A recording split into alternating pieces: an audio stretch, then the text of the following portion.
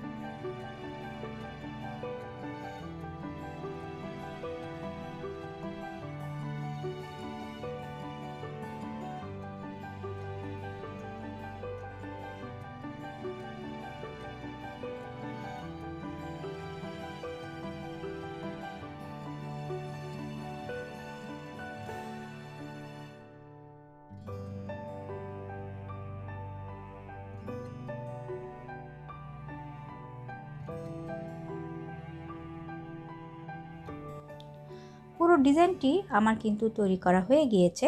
আশা করছি পুরো ভিডিওটি আপনারা মনোযোগ সহকারে দেখেছেন।